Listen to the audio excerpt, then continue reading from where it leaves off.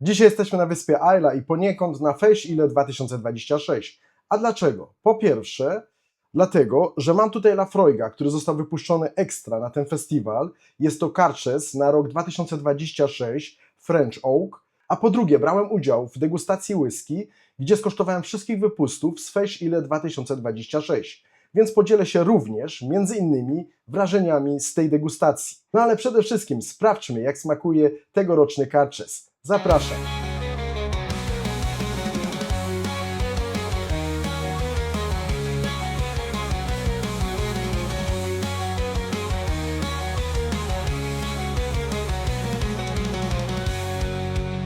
Witam serdecznie w kolejny piątek, tutaj Marcin. Tak jak zapowiedziałem na wstępie, jesteśmy na wyspie Isla, jesteśmy w destylarni Laphroaig. Ze mną festiwalowy Laphroaig, jest to whisky wypuszczona specjalnie na Feść Ile 2026.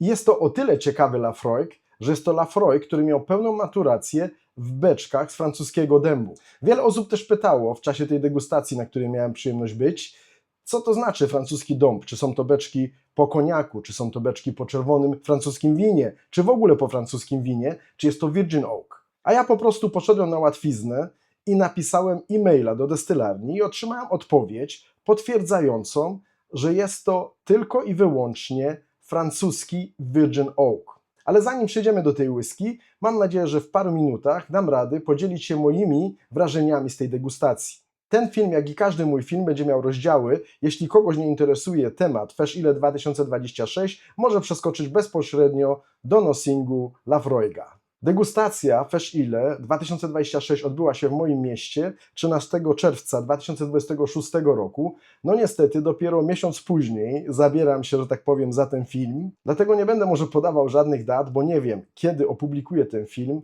Wiem, że to jest dużo po czasie, kiedy odbył się festiwal. Niemniej chciałbym się podzielić z Wami moimi wrażeniami. Tak jak i w zeszłym roku, mam oczywiście tą kartkę. Później zrobię jakiegoś screenshota i zamieszczę go na pewno tutaj. Z tym, że muszę się od razu wytłumaczyć, że coś tam nie grało. Albo ta kartka była jakaś wilgotna, albo długopis, który wziąłem ze sobą, nie do końca porządnie pisał.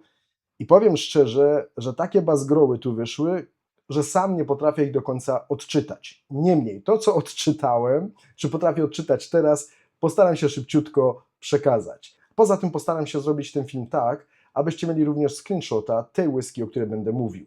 Więc mieliśmy możliwość skosztowania w sumie 10 whisky, 9 whisky z wyspy Isla. 10. bonus oczywiście to była festiwalowa Glen Scotia, którą i tak miałem możliwość skosztować 2 miesiące wcześniej. Niemniej taki bonusik też tam był. Pierwszą whisky, którą miałem możliwość skosztować, był to Ardbeg Dolce. Jest to no waste whisky, zabutelkowana w mocy 47,8% ABV. Jest to ex-bourbon plus Marsala Dolce Wine Cask. No i moje wrażenia są takie, napisałem sobie tutaj, że jest to młoda whisky, że jest ostra na nosie, ma bardzo ładne, bardzo fajne owoce, ma fajny dym, czyli owoce plus dym na plus, ale też również za dużo dębu. Oceniałem whisky w skali od 1 do 5 i Dolce dałem 3 na 5. Powiem tak, było nas tam ponad 30 osób na tym testingu, na tej degustacji. No i czasami mam takie wrażenie, że są osoby zawsze na takim testingu, które na hasło Ardbeg albo Lagavulin, niezależnie od tego jaka jest whisky, reagują zawsze ochami i ahami. Ja do tych osób nie należę. Byłem ciekawy tej whisky, ponieważ nie wiedziałem, czy kupić tą butelkę, czy nie. Ona jest dostępna, kosztuje w granicach 90-100 euro. I powiem tak, że po tej degustacji postanowiłem, że nie wydam tych pieniędzy na tego Ardbega. Niemniej połowa ludzi na sali była zachwycona tą whisky. Jak dla mnie to, co ten Ardbeg dawał w stosunku do ceny i w stosunku do tych procent, mamy tutaj najsłabszą whisky w tym zestawieniu. Jakby kosztowała 50 euro, jak najbardziej. Dobrze, następna whisky to Karczes 2026, ten, który właśnie stoi tutaj obok mnie. To jest tak, albo dobrze, nie będę nic mówił, przecież do tego Karczesa zaraz przejdę. To, co sobie zapisałem tutaj, no nie ma chyba sensu, żebym teraz o tym mówił, skoro za chwileczkę przejdziemy do tej whisky. Niemniej ja oczywiście oceniłem tą whisky 5 na 5. Czy miałem w tym dniu różowe okulary, czy nie, przekonacie się za chwileczkę. Ta whisky kosztuje około 100 euro. Ja za swoją butelkę zapłaciłem chyba 95 euro z przesyłką. Dobrze, następna whisky, która była na tej degustacji, był to 15-letni Kilchoman, który został zabutelkowany w mocy 50,9% ABV. Whisky ta była maturowana 10 lat w ex-bourbon, a potem miała swój 5-letni finish w Calvados Cask. To, co sobie tutaj zapisałem, bardzo fajny, mocny torf, słodki, jasny, alkohol odczuwalny, dużo jabłka. No i najważniejsze zdanie, które tutaj sobie zapisałem, gorszy od 13. Ja powiem tak, większość osób, która była na tym testingu, była na tej degustacji, była zachwycona tym Kilchomanem. On kosztuje około 152 euro. Ja powiem tak, to był naprawdę fajny Kilchoman, który miał finish w Calvados. Co prawda nie miałem tej możliwości, aby zestawić tego Kilchomana bezpośrednio z tą 13, którą mam w domu, która również była leżakowana w beczkach po Calvadosie, ale tam mam jeszcze oktawy. Niemniej, porównywałem to z pamięci tam na miejscu i muszę powiedzieć, że to był dobry Kilchoman, ale ten Calvados nie był tak dobry jak w 13. Dlatego oceniłem tą whisky 4 na 5. Dobrze, następna whisky w zestawieniu jest to Lagavulin. Jest to 14-letni Lagavulin, zabutelkowany w mocy 56,5% ABV, który miał 5-letni finish w Oloroso. Cena za tą butelkę 280 euro. Nie mogę przeklinać, bo musiałbym to potem jakoś usunąć. Miesza z tym. No nie wiem, kto wymyśla te ceny. Dobrze, to co sobie napisałem, że mocny, ale fajny, kurczę, ale byłem elokwentny, że alkohol ok, że Oloroso w stylu 16. Odczuwałem tam również jasne owoce. Słuchajcie, to było miesiąc temu. Co jeszcze napisałem? No tu nagle napisałem, że alkohol na nosie mocny, a tu napisałem, że alkohol ok. Nie wiem, przepraszam, nie pamiętam. Napisałem, że dobry, ale gdyby kosztował 60-70 euro i w sumie nic szczególnego. Ja z tego co pamiętam, to był to taki klimat mocniejszej 16. I powiem tak, za 280 euro nigdy w życiu. Ja oceniłem tą whisky 4 na 5, biorąc pod uwagę oczywiście aromat i smak, ale absolutnie nie brałem tutaj pod uwagę sprawy cena-jakość. Dobrze, następna whisky jest to Buna Heaven i była to Buna, która miała swój finish Fino Sherry. Jest to no establishment whisky, która była zabutelkowana w mocy 56,7% ABV. Kosztuje około 111 euro i można ją kupić na stronie destylarni. I powiem tak, moim zdaniem, ja sobie napisałem tak, Buna Fino Smiley, nos super, mocny nas, smak rewelacyjny, świetne ciało, oleista, bardzo dobra. Powiem tak, to była najlepsza whisky moim zdaniem w tym zestawieniu. Ta whisky bez deklaracji wieku, ta Buna nietorfowa, która miała finish Fino, była najlepsza whisky moim zdaniem, ale nie tylko moim zdaniem. Wiele osób podzielało to zdanie podczas tej degustacji. Naprawdę świetna Buna. I tak zupełnie na marginesie, muszę powiedzieć, że chciałem kupić tą whisky później w destylarni za te 111 euro, no ale później zobaczyłem, że jest taki mały pakiecik, troszkę mniejsze butelki, ale że mogę kupić za około 200 euro z przesyłką wszystkie 3 whisky z Fresh Ile z tego roku. No i zakupiłem. No i niestety ta paczka od miesiąca stoi gdzieś w urzędzie celnym w Niemczech i nie mam ani pieniędzy, ani paczki.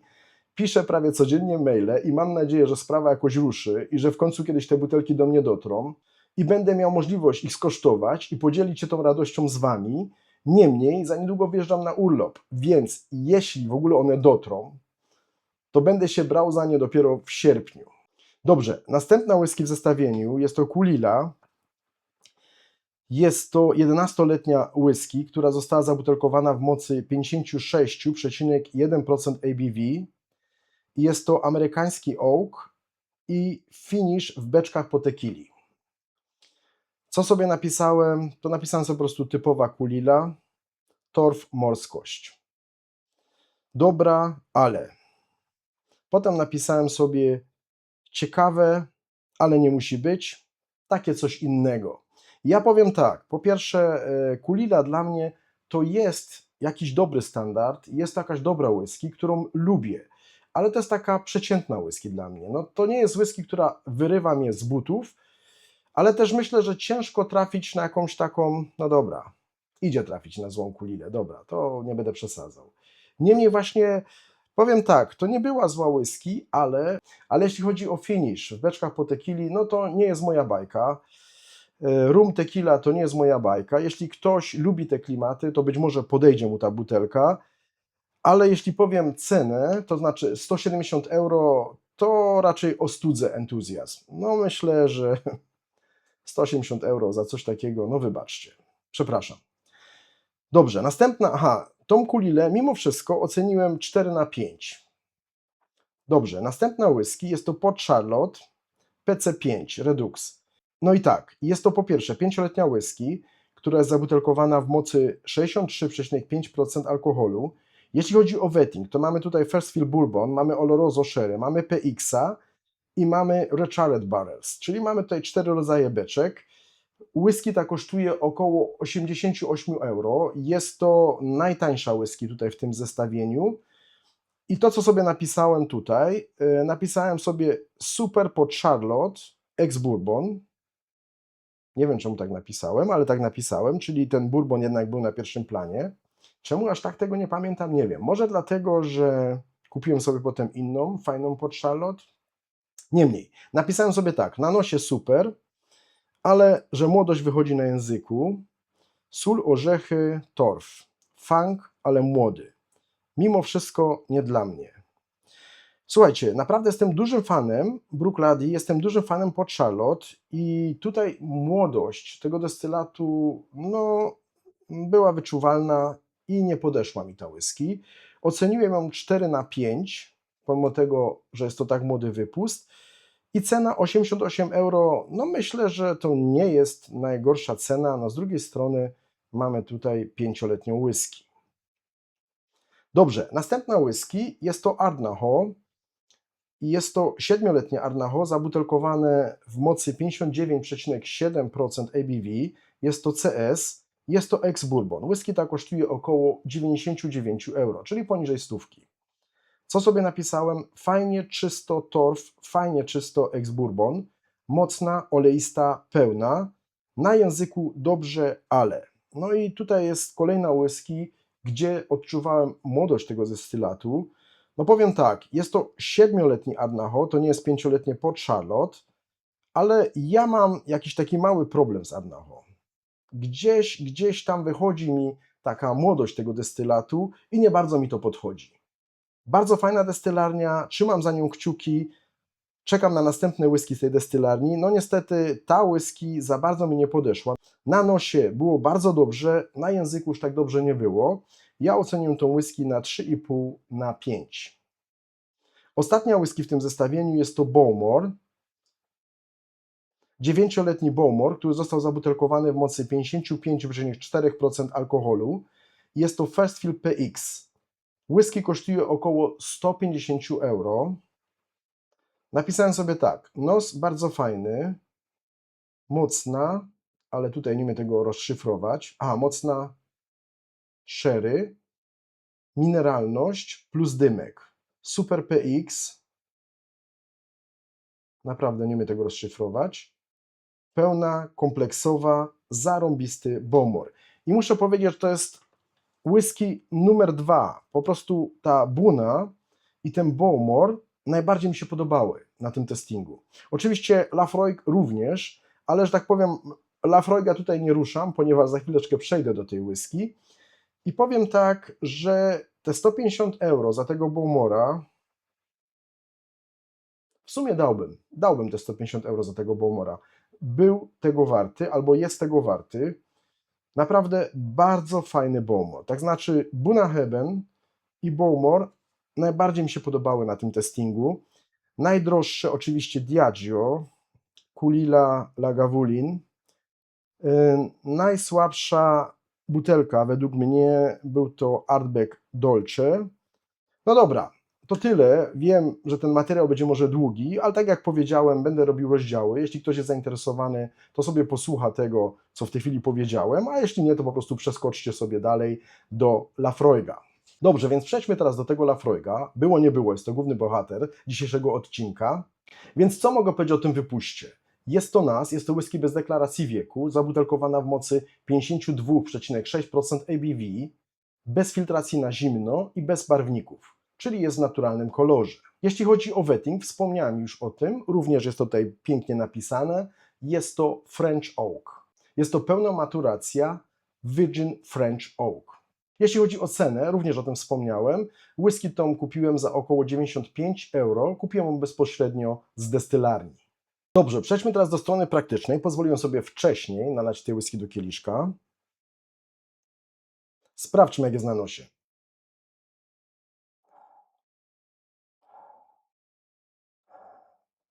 Czyli po pierwsze, co bym chciał powiedzieć, absolutnie nie można się pomylić, w jakiej jesteśmy destylarni, jaką mamy whisky w kieliszku. Piękny, lafroigowy torf, dym. Mamy tutaj trochę tej medyczności i mnóstwo dębu. Jest słodko. Jest sporo tego drzewa, tego dębu. Daje to takiej orzechowości, takiej słodyczy. Wręcz mam wrażenie, że czuję czerwone owoce. Że czuję śliwkę i wiśnię. Whisky ma 52,6% alkoholu.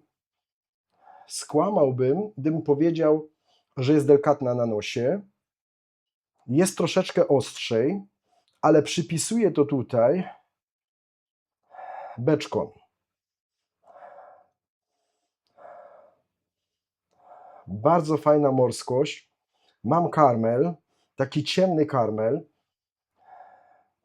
Wręcz idzie to tak troszeczkę w stronę syropu klonowego. Czuję kawę, taką mocną kawę, espresso, jak i ciemną czekoladę. Ten torf jest tutaj obecny, ale jest nieco słabszy jak w innych Laphroaigach. Powiedziałbym, że zarówno ten torf, Laphroaigowy torf, jak i dąb, ten francuski dąb, walczą tutaj o prymat.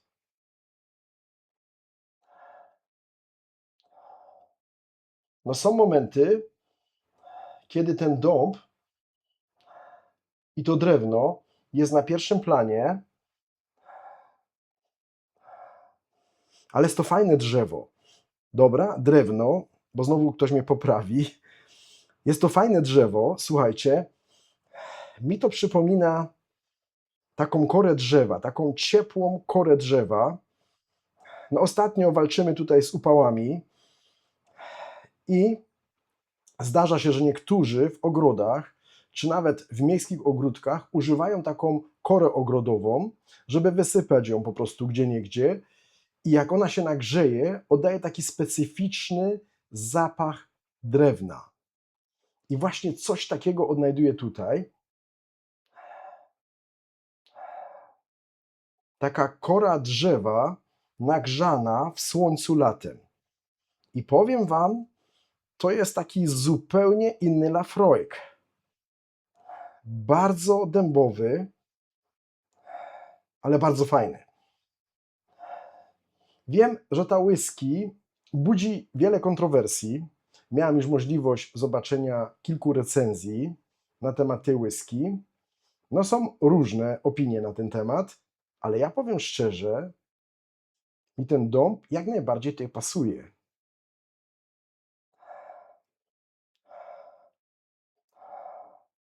No teraz troszeczkę takiej słodyczy owocowej, ale to są takie dojrzałe, albo dojrzałe żółte, albo nieco czerwone owoce. Przypisałbym ten zapach do bardzo dojrzałej brzoskwini, albo mam już tutaj i wiśnie. Coś pomiędzy dojrzałą brzoskwinią a wiśnią. Ale są również momenty, kiedy czuję i śliwkę.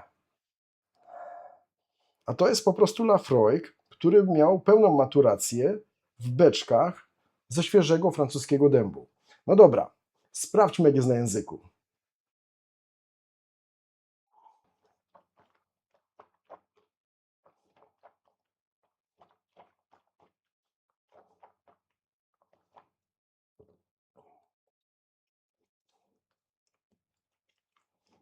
No jest świetnie, no jest świetnie. No.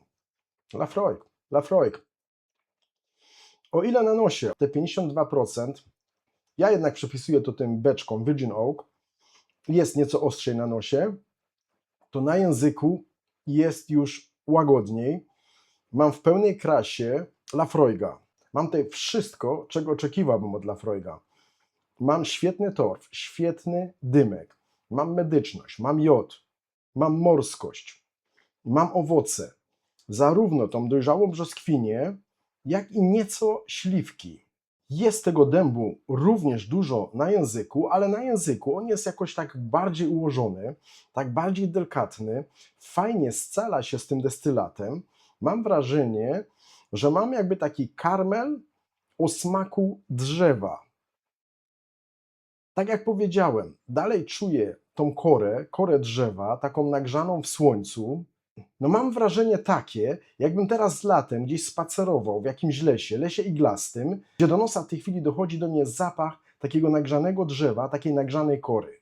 I powiem Wam, bardzo mi to smakuje, bardzo mi to podchodzi.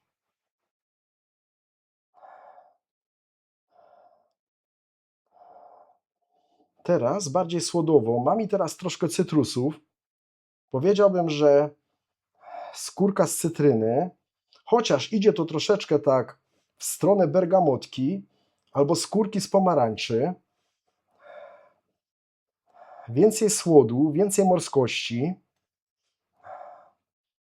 ale cały czas tutaj jest ten dąb i on świetnie podbija tego Laphroaiga, ale w taką zupełnie inną stronę.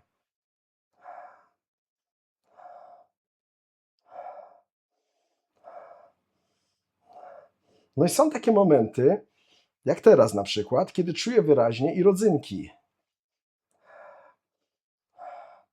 Podczas tej degustacji Fesch Ile 2026, na której miałem przyjemność być, wiele osób odczuwało tutaj czerwone owoce i miało wrażenie, że to są beczki po czerwonym winie francuskim. Dlatego też napisałem specjalnie e-maila do destylarni, aby w końcu, że tak powiem, się upewnić i potwierdzono mi, że to jest Virgin Oak. Ale ta whisky robi czasami właśnie takie wrażenie, jakby to były beczki po winie, po czerwonym winie francuskim.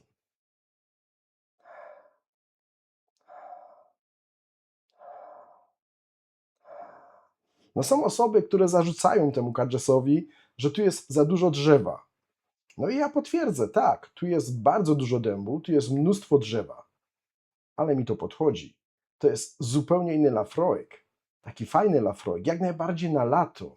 Ja tu po prostu czuję taki letni las, naprawdę słońce, las. Co prawda nie odczuwam tej żywicy, ale czuję tutaj wyraźnie taką korę drzewa. Mi to jak najbardziej pasi.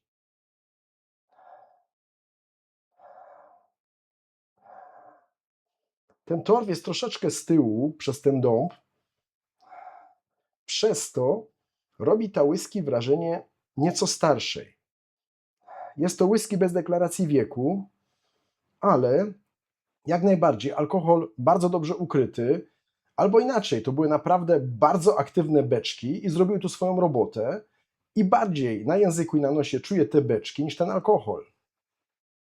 Czy to jest wada, czy to jest zaleta? No to jest, uważam, sprawa gustu. Jeśli naprawdę nie lubisz za dużo dębu w whisky, za dużo oak, za dużo drewna, to prawdopodobnie nie będzie to whisky dla ciebie. Ale jeśli lubisz Drzewo, jeśli lubisz właśnie takie klimaty, jak najbardziej letnie klimaty, to będziesz zachwycony.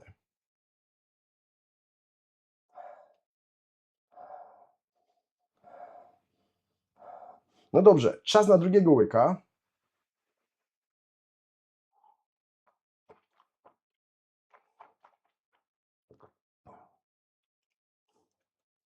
Jest fajnie, no jest fajnie. Troszkę więcej tej kawy teraz. Ta konfitura z brzoskwini, z czerwonych owoców, coś śliwki. Jest słodko. I ten dąb, jest tu sporo tanin, jest tu sporo tego dębu, ale ten dąb jest poniekąd słodki. Jest troszeczkę imbiru, no jasne, że jest. A dlaczego by miało nie być? Świetnie, świetnie. Na finiszu jest i słodko, i słono. Jest i morze, i las. Jest i drewno, jest ta kora. Oni chyba na opakowaniu napisali, że są tutaj strużyny drewna. Że tak, że to jest taki zapach jak w tartaku, jakbyśmy, nie wiem, teraz obrabiali jakieś drewno, jakieś deski. Być może, być może. Mi do końca to tak nie pasuje ze stolarnią, z tartakiem, chociaż z tartakiem bardziej niż ze stolarnią, bo tam właśnie też jest i kora. Mi bardziej właśnie przypomina taką korę ogrodową, taką wysypaną w ogrodzie korę ogrodową, która teraz w upale po prostu oddaje swój zapach plus to ciepło.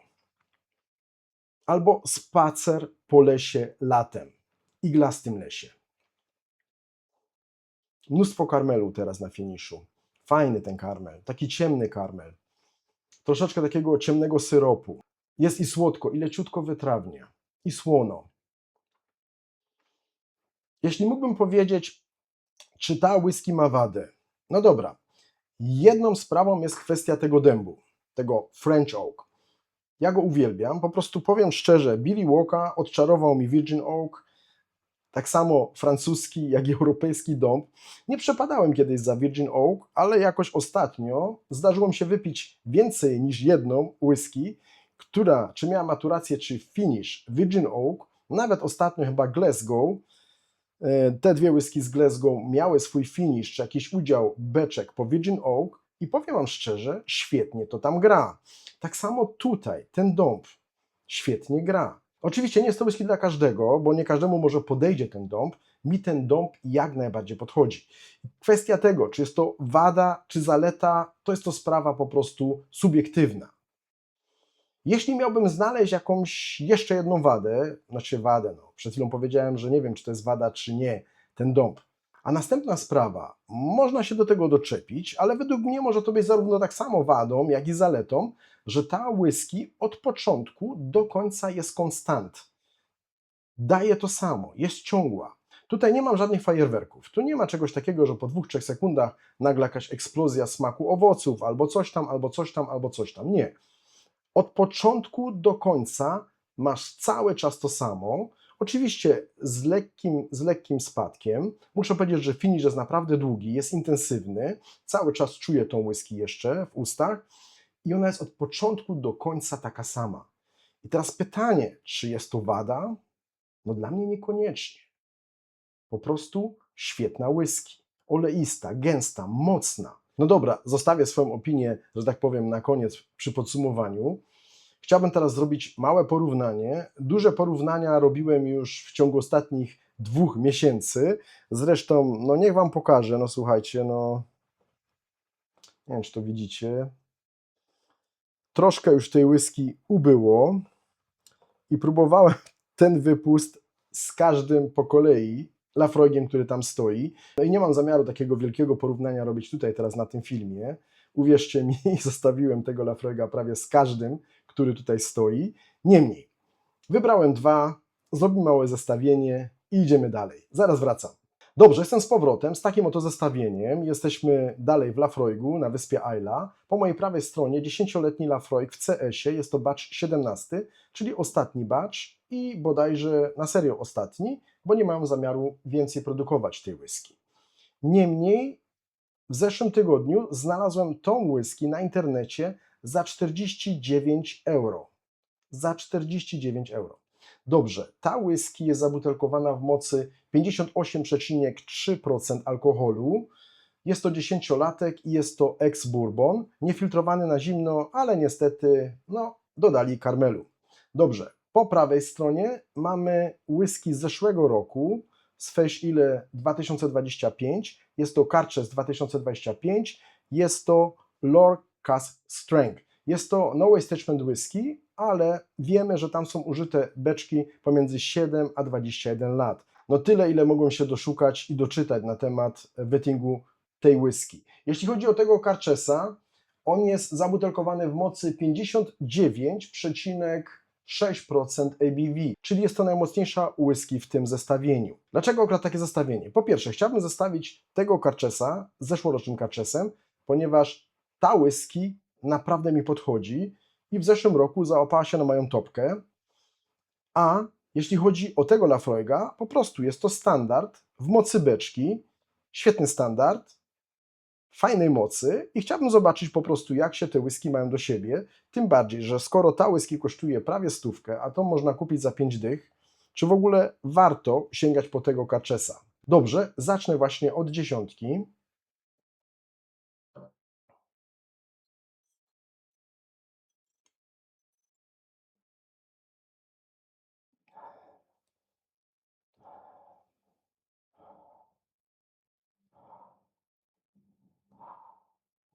No tutaj jednak czuję więcej alkoholu.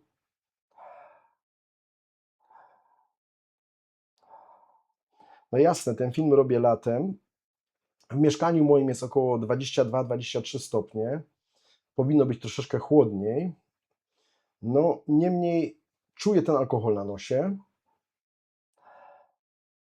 ale też czuję świetnego Laphroaiga. Tutaj mam więcej fenoli, więcej torfu, więcej dymu. Tutaj taki typowy Laphroaig w pełnej okazałości. Jest i słodko, i słono, i troszeczkę cytrusowości, i jasne owoce, i wanilia, i karmel. Wszystko, czego bym chciał od Laphroaiga. Dobrze. Przejdę teraz na lewo.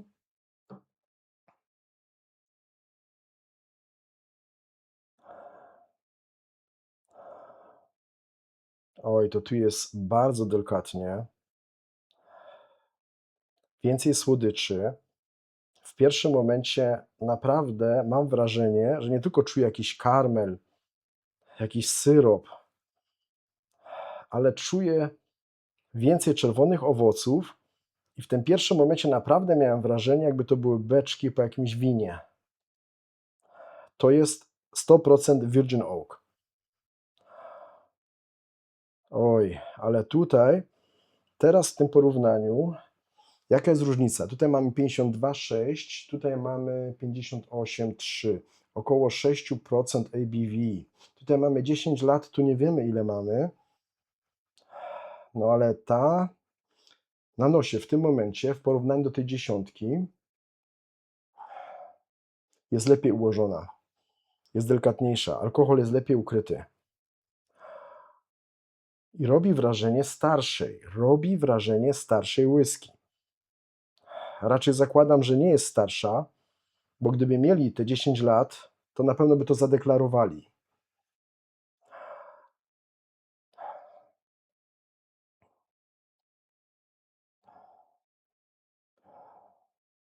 No tutaj nieco bardziej odczuwam ten alkohol. Teraz fajnie karmel, troszkę cytrusów. Leciutko teraz tak pobiołowo-ziemiście. Dobrze, wiecie co? Zrobię po prostu bezpośrednio teraz tą 10 z tym Carchesem, potem wypukam usta i przejdę zupełnie na prawo. Sprawdzę, jak smakuje ta 10 w CS-ie.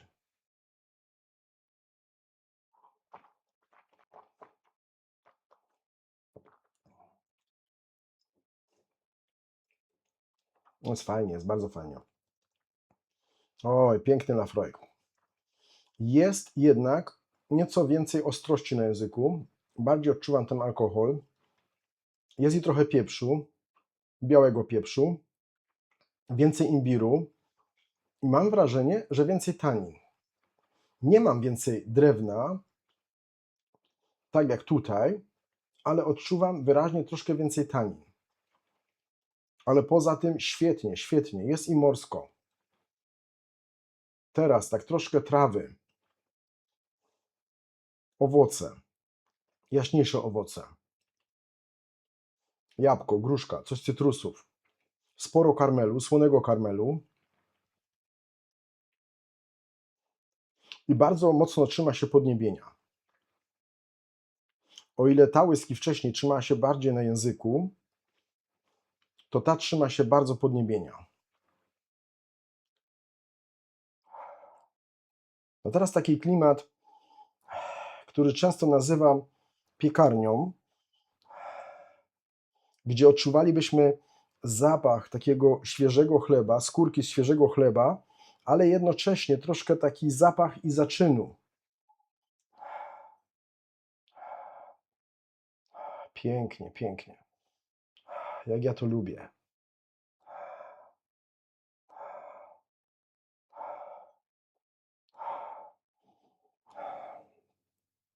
To jest chyba whisky, której nie można by nie odgadnąć w blind testingu. Chociaż w blind testingu wszystko jest możliwe.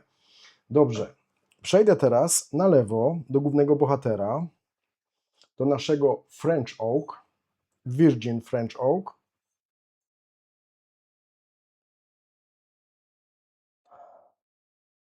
Rodzynki. Wiecie co? To jest niesamowite. To jest niesamowite. To jest takie słodkie drzewo, takie nagrzane słońcem, słodkie drzewo, gdzie czułbym zapach tej kory, ale jest tu coś czerwonych owoców. Nie tylko karmel, nie tylko ta morskość, jasne owoce, jest tu coś ciemnego. Dobrze.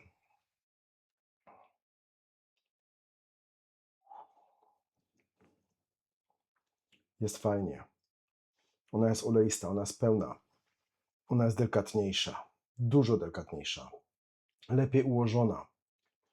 Fajnie trzyma się na języku, jest gęsto. Mam nieco mniej torfu w porównaniu do tej dziesiątki, ale dalej czuję, że mam Laphroaiga, ale mam Laphroaiga, gdzie mam bardzo dużo słodkiego dębu. No, siedzę w lesie, latem siedzę w lesie, iglastym lesie.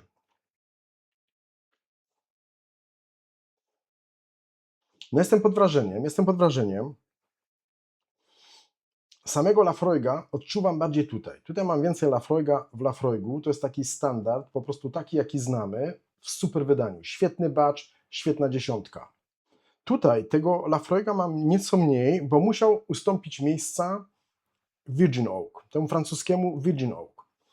Ale według mnie ten dąb zrobił tu fajną robotę. Dodał mimo wszystko troszkę delikatności, dodał takiej słodyczy drewna,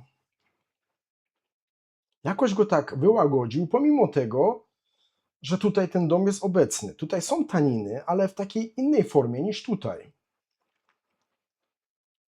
Może te 6%, nie wiem, może te 6%, ale absolutnie nie mogę powiedzieć, żeby ta whisky była młodsza, albo młodość tego destylatu jakoś mi przeszkadzała. Absolutnie nie. Wręcz powiedziałbym, że jest starsza niż ta dziesiątka, a zapewne nie jest. No dobra, przepukam usta i porównam po prostu Cargessy teraz ze sobą. No dobrze, jestem z powrotem i przejdźmy do ostatniego porównania. Zupełnie na prawo, Cargess z zeszłego roku. Jest to Lore w mocy beczki. Tutaj mamy różny wetting. Mamy tutaj Porter Caski, mamy i Sherry, mamy europejski dąb i ex-bourbon. Beczki młodsze, beczki starsze. Procentowość już powiedziałem, 59,6% ABV, prawie 60% alkoholu. W mojej prawej ręce właśnie ta whisky.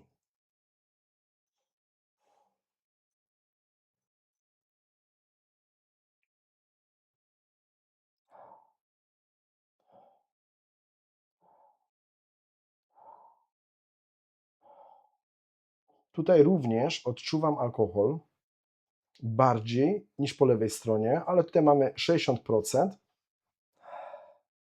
ponad 7% więcej alkoholu. Tutaj również jest drzewo z tych quartercasków, ale to jest zupełnie inne drzewo. To jest zupełnie inny dąb. Dobra, zupełnie inne drewno.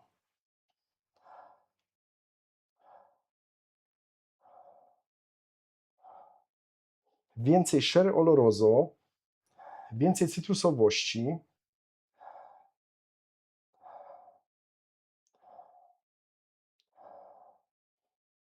Jasne owoce i czerwone owoce i cytrusy. Jest i morskość, ale mimo wszystko robi wrażenie jaśniejszej whisky niż ta po lewej stronie.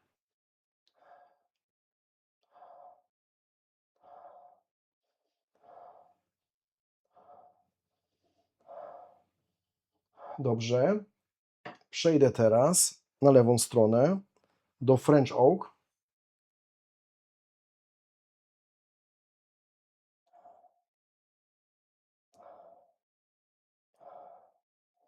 Dobra, wiecie co? Doleję, bo jakoś mi tak delikatnie, nie żeby ktoś powiedział potem, że miałem za mało w kieliszku.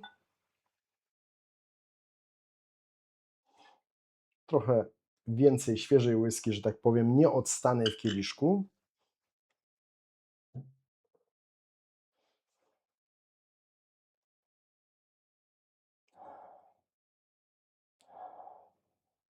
Kurczę, lato. Lafroig latem. Jak to mi tutaj pasi. Tutaj po prawej stronie mam więcej warstw, nie ma o czym gadać. Tam się więcej dzieje, tak troszkę i jasno, i ciemno, i cytrusy, i sherry oloroso. Tutaj to jest takie konstant, to jest takie stałe, ale zarąbiście stałe.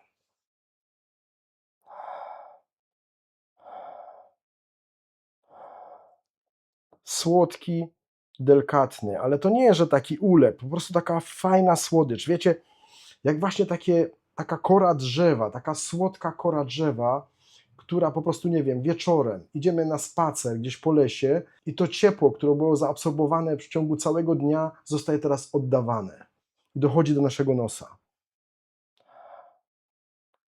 Plus owoce, plus morskość. I ten torf nie jest tutaj na pierwszym planie, ale to absolutnie nie jest wadą. Absolutnie nie jest wadą.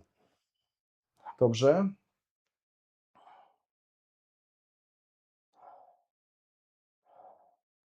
No tutaj też jest fajnie, bardzo fajnie.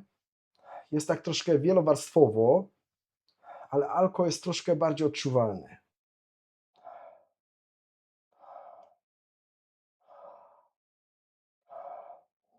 No dobrze, tak troszkę więcej wytrawności tutaj mam. Nie wiem, czy te quartercaski, czy sherry oloroso, ale więcej wytrawności mam tutaj. Ta robi wrażenie takiej miękkiej. Tutaj ten dąb jest ciepły, miękki i słodki. Tutaj mam troszeczkę więcej tanin, troszeczkę więcej przypraw dębu i troszeczkę więcej wytrawności po sherry oloroso.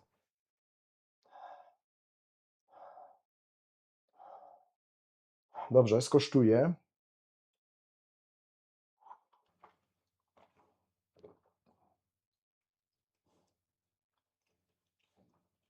Kurczę, to jest fajnie. Ale fajnie. Ale fajnie. Tu również czuć lata. Ok, również. Nie wiemy, ile tu jest lat, ale czuć, że ta whisky jest dojrzalsza. Chociaż teraz. Ok, ściągam śluzówki. Troszeczkę więcej pieprzu, taniny. Dobrze, tu miałem takie trzy, jak gdyby, etapy. Bardzo intensywny lafroigowy, potem taki łagodniejszy, dojrzalszy, bardzo fajny dąb, owoce i jasne, i cytrusy, i czerwone owoce. I na koniec znowu troszkę więcej przypraw i tanin. Chciałem powiedzieć, że alkohol jest lepiej ukryty na języku niż na nosie, ale na końcu jak gdyby ta ostrość troszeczkę wyszła.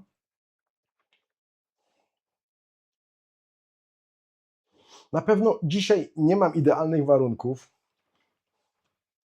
Przydałoby się z 2-3 stopnie mniej w tym pokoju. No ale 23 stopnie, no nie przesadzajmy, też nie jest źle.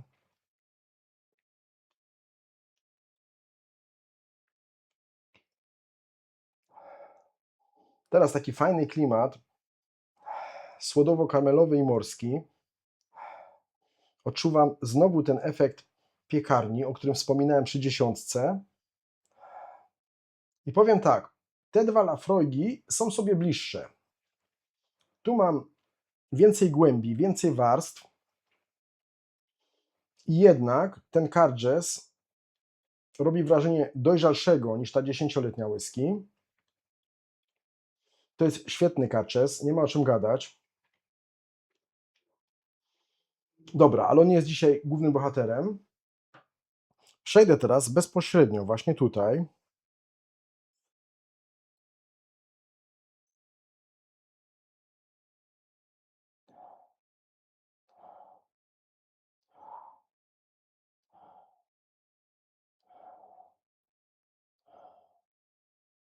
No nie wiem, co jest grane. No nie wiem, co jest grane. Słuchajcie, no ona podchodzi mi dzisiaj bardzo, bardzo, bardzo. Świetnie na nosie, no świetnie, rewelacyjnie. Tutaj ta alkoholowość jest po prostu w punkt. Jest po prostu w punkt. Pomimo tego, no słuchajcie, może nie mam idealnych warunków, te 23 stopnie, ale te same warunki mam dla tej butelki, jak i dla tej butelki.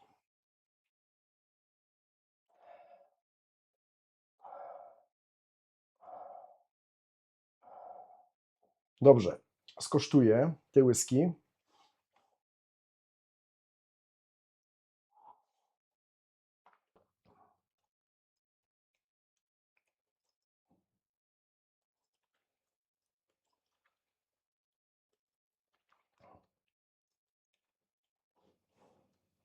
No powiem tak, nic odkrywczego teraz nie powiem.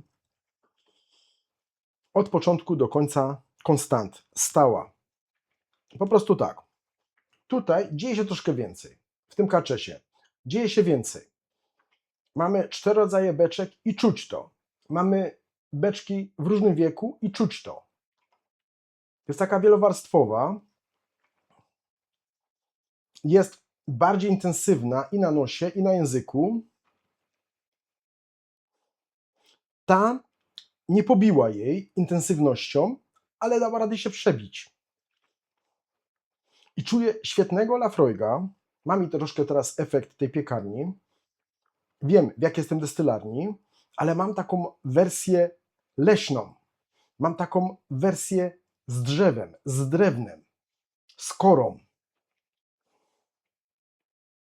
Czy tego drzewa tu jest dużo? Jasne, że jest. Ale to jest świetne drzewo. To jest świetny Laphroaig, który bardzo mi podchodzi. No dobra, nie przeciągajmy tego filmu, i tak już jest długi. Przejdźmy do podsumowania. Więc dzisiejszym bohaterem jest Laphroaig Carchez 2026. Jest to whisky bez deklaracji wieku, która została zabutelkowana w mocy 52,6% ABV, bez filtracji na zimno i bez barwnika. Jest to Laphroaig, który miał tylko i wyłącznie pełną maturację w beczkach ze świeżego dębu, z francuskiego dębu. I jest to inny Laphroaig. Jest to jak dla mnie taki odkrywczy, świeży, letni, bardzo drewniany Laphroaig. Taki leśny Laphroaig. Czy ta whisky mi podchodzi? Jak najbardziej. Muszę przyznać, że kiedy kupiłem tą whisky i przyszła do mnie, w tym dniu, kiedy tylko otworzyłem paczkę, oczywiście musiałem skosztować i w mojej głowie były przynajmniej 3 wielkie znaki zapytania. I byłem rozczarowany. Mój pierwszy kontakt z tą whisky po prostu nie był zbyt pozytywny. Dlaczego? Ponieważ po doświadczeniu, jaki miałem właśnie z tym wypustem, gdzie ten Carchez naprawdę wyrwał mnie z butów, więc wziąłem, otworzyłem tą butelkę, skosztowałem. Nie mówię, że było źle, ale mówię, kurczę, gdzie są te fajerwerki? Gdzie ten Laphroaig Extra? Gdzie tu jakiś bonus? I powiem szczerze, że mój pierwszy kontakt był taki sobie. Ale im więcej czasu poświęciłem tej whisky, a uwierzcie mi, pokażę to jeszcze raz, ta butelka była pełna. Na koniec maja 2026 roku ta butelka była pełna. Poświęciłem naprawdę dużo czasu i zająłem się tą whisky. I porównywałem sobie z tym Laphroaigiem, z tym Laphroaigiem, z tym Laphroaigiem, a tutaj z Quarter Cask, a tutaj z 10, tutaj z 15 i tak dalej. I powiem tak, jeśli tego dębu Ci za dużo i chcesz świetnego Laphroaiga, mniej więcej w tej cenie, albo nawet 15 euro tańszego, to polecam Ci Laphroaiga 15-letniego. Jest zarąbisty, jest świetny i warto go kupić. Polecam, polecam, polecam. Jeśli chcesz Laphroaiga tańszego w mocy beczki, to jak najbardziej Batch 17, 49 euro, no słuchajcie, no normalnie grzech nie kupować. Przepraszam, że to mówię, ale tak, myślę. Nie dość, że ostatni batch, myślałem, że ceny poszybują nie wiadomo jak w górę, a ceny z miesiąca na miesiąc idą na dół. Tylko czekać, aż będzie kosztował 30 euro, tyle co Laphroaig 10. Oby. Dobra, taki żarcik na marginesie. Ale tutaj ten dąb, który na początku troszkę mnie zaskoczył, i zaskoczyło mnie to, że nie było żadnych fajerwerków i nie było nic takiego odkrywczego, że tutaj jakieś boom, nie wiem, tutaj jeszcze więcej super torfu, tutaj nie wiem, ognisko, tu nagle sól i nagle owoce. Nie, tutaj tego nie ma. Tutaj od początku do końca czujesz wszystko. Tak jak na nosie, tak na języku. I to naprawdę do długiego końca, bo finish jest naprawdę długi. I ja powiem szczerze, jestem zachwycony tą whisky. Czy to jest jakaś szczególna whisky? Tak, moim zdaniem jest. Bo to jest taki wyjątkowy Laphroaig. Tu nie mamy jakiegoś finiszu w Sherry, w Porto, w PX-ie. Nie, tu mamy tylko i wyłącznie Virgin Oak. I według mnie francuski Virgin Oak świetnie współgra tutaj z tym destylatem. Czy to będzie whisky dla każdego? Tak jak już powiedziałem wcześniej, myślę, że nie. Myślę, że znajdą się osoby, które skosztują tej whisky i powiedzą, tego dębu jest mi tutaj za dużo. Ja osobiście nie przepadam za Virgin Oak, ale jest to kolejna butelka whisky, która miała czy finish, czy maturację Virgin Oak i jestem tutaj zachwycony. Zachwycony. Cena jakość. No słuchajcie, 95 euro to nie jest mało.